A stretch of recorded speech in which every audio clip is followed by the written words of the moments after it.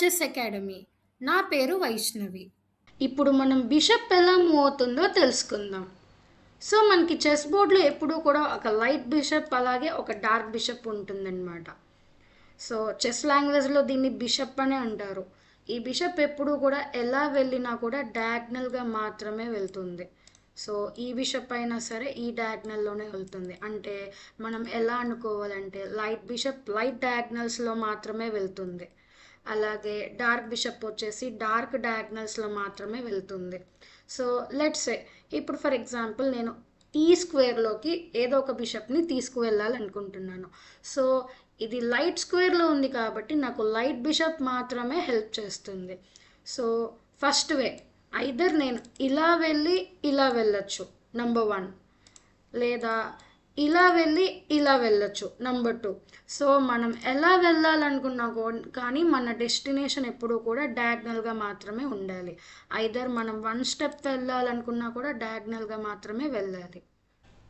Let's say ఇప్పుడు నేను బిషప్స్ని use చేసి ఈ స్టార్స్ని గ్రాప్ చేయాలనుకుంటున్నా. అయితే ఈ స్టార్స్ని నేను డయాగ్నల్గా మాత్రమే వెళ్ళి గ్రాప్ చేయగలను, ఎందుకంటే ఈ చెస్ బోర్డ్లో నాకు ఓన్లీ బిషప్ మాత్రమే ఉంది కనుక.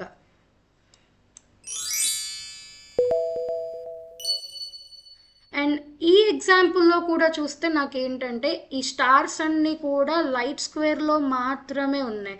సో నాకు ఇక్కడ షూర్లీ లైట్ బిషప్ మాత్రమే యూజ్ అవుతుంది. సో నేను ఎలా గ్రాప్ చేయాలనుకుంటున్నా కూడా క్రాస్గా లేకపోతే డయాగ్నల్గా వెళ్ళి మాత్రమే గ్రాప్ చేస్తాను. సో ఈ ఎగ్జాంపుల్లో నాకు ఏంటంటే స్టార్స్ అన్నీ కూడా డార్క్ స్క్వేర్లో ఉన్నాయి. సో ఖచ్చితంగా నాకు డార్క్ బిషప్ మాత్రమే హెల్ప్ చేస్తుంది. సో నేను ఎలా గ్రాప్ చేయాలనుకున్నా కూడా డయాగ్నల్గా మాత్రమే వెళ్ళి గ్రాప్ చేయగలుగుతాను. సో బిషప్ ఎప్పుడు ఎక్కడికి వెళ్ళాలనుకున్నా కూడా డయాగ్నల్గా మాత్రమే వెళ్ళాలి.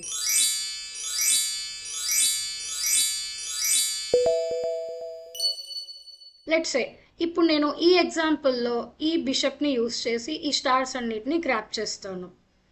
సో కొన్ని స్టార్స్ వచ్చేసి లైట్ స్క్వేర్లో ఉన్నాయి, అలాగే కొన్ని స్టార్స్ వచ్చేసి డార్క్ స్క్వేర్లో ఉన్నాయి. సో ఇప్పుడు నేను 2 బిషప్స్ హెల్ప్ ఖచ్చితంగా తీసుకోవాలి. సో డార్క్ స్క్వేర్స్లో ఉన్న స్టార్స్ని డార్క్ బిషప్తో గ్రాప్ చేస్తాను, లైట్ స్క్వేర్స్లో ఉన్న స్టార్స్ని లైట్ బిషప్తో గ్రాప్ చేస్తాను. సో మరిన్ని వీడియోస్ కోసం ఛానల్ని సబ్స్క్రైబ్ చేయండి. Thank you.